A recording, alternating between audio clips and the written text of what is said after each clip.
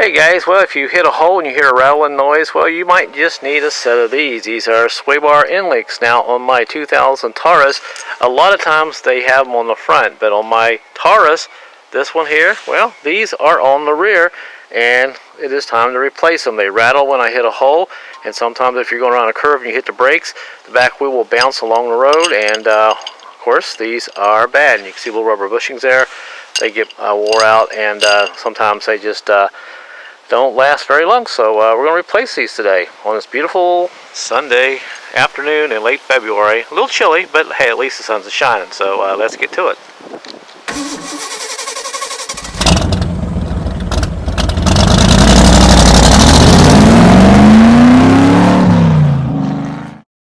Now, like I said, a lot of these cars today have sway bar end links on the front of the vehicle, but mine, they actually have them on the back. So sometimes people forget to go and look on the back and see what the noise is, and they're often surprised to find out that they have sway bar end links on the rear and they go bad. So we're going to do the back ones. And you will have to have a pry bar. It will just make it a little bit easier. And this is about a 4-foot piece of pipe.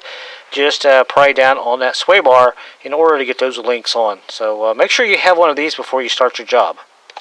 First thing we have to do for safety before we do this repair is go ahead and block up the front wheels. Use bricks, whatever you got. Something is better than nothing. Here I am going to be using 2 jacks. The smaller jack you see sitting there and my antique 1939 jack on the other side. The whole idea is we are going to take both wheels off. We are going to lift the back end up in the air, and trust me, you will thank me later because this will make this job much easier. Okay, now the first thing we want to do is go ahead and take the back wheel off, and I like to do this while it's on the ground. At least go ahead and break up all your nuts on both your wheels, and this will just make it a little bit easier once you get the wheel up in the air. And then we'll get the nuts off on this side and we'll go to the other side. And now I got my last lug nut here loose. We're just going to keep these all loose and we're going to leave it on there, and now we're going to jack this side up a little bit. Okay, now this side's up in the air and I got my jack there for safety, and as you can see there, the wheel is up in the air, and now I can go ahead and take that one off. But first we're going to go to the other side and we're going to do the same thing over there. Take the cap off. And by the way, I painted these. They look really good painted. Go ahead and loosen up all our lug nuts while the wheel's on the ground. Just makes life a little bit easier because it's impossible to get these lug nuts off when they're up in the air. Alright, all of my lug nuts are loose, and now we're going to jack the wheel up on this side and put the block under it there, and go ahead and take this wheel off. Okay, my big jack has got the wheel up in the air, and I have my stand jack for safety. And my wheel's up in the air. And off comes the last lug nut. And our wheel is ready to come off. And now we have access into our sway bar link, and you can see it's hiding behind the strut. Right there it is. So what I'm going to do now is go to the other side and take that wheel off, and since we're going to be over there, we'll start on that side. And now we'll simply just go ahead and take this wheel off, and since we're over here, we'll go ahead and do this side. Okay, now I am ready to go ahead and take this off. Now, a couple of tips. I got a couple pair of vice grips there, kind of gripping that, because a lot of times when you try to take that nut off, the whole thing will spin. This makes life a lot easier. And take a little bit of oil and kind of grease up your nuts there. That will also make life a little bit easier. And you can see just how bad this is. Look at the gap there between the bushings and the bar. That is where my noise is. So like I said, we're going to go ahead and replace both of these. I'm going to have to set the camera up here at a different angle because it's very tight under here. I cannot get my tripod under here. So the bottom bolt is a 13 millimeter, and I'll use a deep well, and we'll go ahead and break that off and take it off. I got the camera set up there. I think you can see me taking this top bolt off. Go ahead and get a socket on there. And this one can be a little tight sometimes. A little difficult sometimes. Alright. Oh, well, I just broke that. Well, that's the way it goes sometimes. So, there's that. And that's the, what happens a lot of times with these old rusty nuts and stuff. So, that one's off. And now we'll go ahead and do the bottom one. Bottom, I'm going to be using a 13 deep well millimeter socket, I should say. And we'll go ahead and try to take that loose here. And okay, there it comes. Oil makes it a little bit easier sometimes.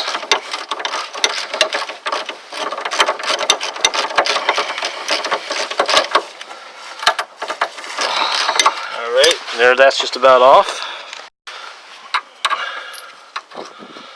And there's what's left of the hardware that was on the bottom. And now I'll just take a little bit of a pry bar here. Well, we'll go ahead and take our vice grips off there. I think you can see that there. So bright out here today. Kind of hard to see the viewfinder. Take that one off. That one off. And now our sway bar link is ready to come off. So I want to kind of push down here on it. Find somewhere to push down on it and just kind of pop it off real quick. Alright, it's off, and out it comes, and there it is. Boy, there wasn't nothing left of that, so that is pretty much trashed.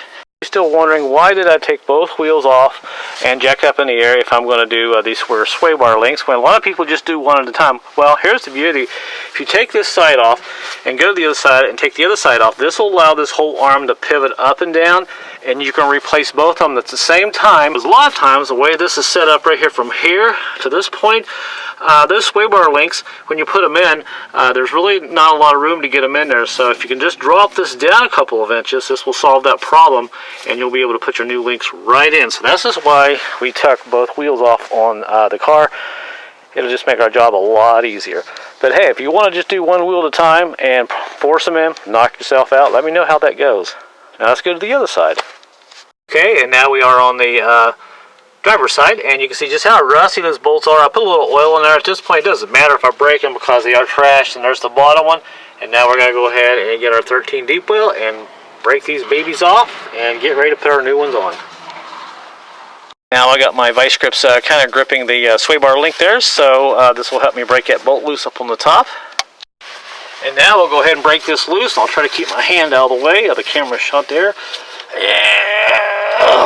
Okay, there she goes. She's coming off, and you can see those vice grips really help out. And I'll tell you what, it was a little tough getting this socket on there because there's not a lot of room here between the top of this strut and that nut. So once you get this off, you may have a little trouble getting your socket back out. So what I'm going to do is take the socket off now, and I'm just going to go ahead and see if I can break the bottom one loose. And now we'll go ahead and take off the bottom one. I think you can see that there. I got my deep well, and I got a little extension there, kind of helping me out. There we go. And by the way, you want to wear gloves when you're doing this, because you can cut your hands on some of the sharp pieces that are here. So I'm going to go ahead and take that off. I don't want to bore you. I'll just go ahead and finish up here with the camera off.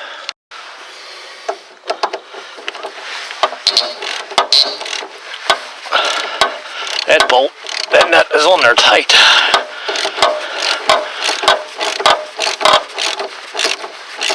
There we go. Alright.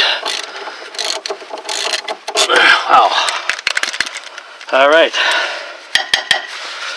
There's that nut. Thing's a little hot there. And now we'll go ahead and take the top one the rest of the way off. Now, out comes the top bolt. I had to change the sockets. I put a smaller socket on the ratchet here, because once this bolt starts to come off, it makes it a little bit easier to get the bolt off, because you can't get a deep well in there only so far. And this is off. There's the nut. And now we'll take the vice grips out. So pan back a little bit here where you can see that one and that one. And without these vice grips, trust me, it would make it very hard to get these off. And now we just gotta simply push down on that big bar and take that off. This side, I do have a little bar. This is about a 4-foot bar, a piece of pipe. I am going to actually set it on the bottom of the link there. This piece right here that drops down, and I'm simply just going to push down on it like this. I think you can see that. And that will loosen up that sway bar link, and that will allow me to pull it out there. So let me go ahead and do that. Alright, one-man band, here I go. Alright, that's out, and you can see there's not much left of it. Pretty much trashed. And now we have both sides out, and now we'll go ahead and start putting our new one in. Okay, one other quick note, when you are using a bar, make sure you put the bar below your brake line. Don't put it above it and be prying down on it, because you will bust your brake line and rip it apart.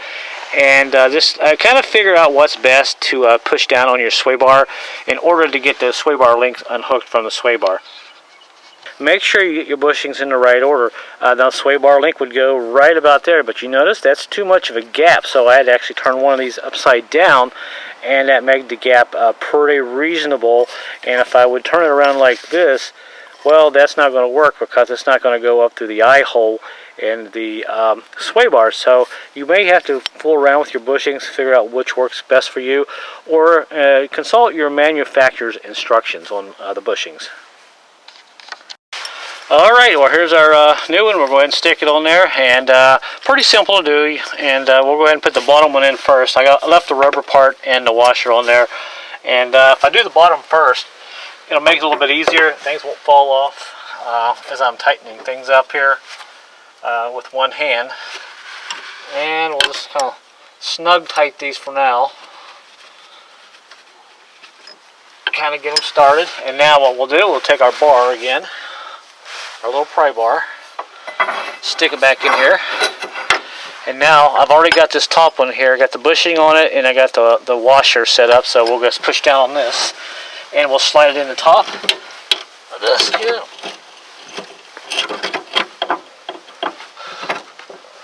There we go, and it takes a little brute force, and now the top of that there is in.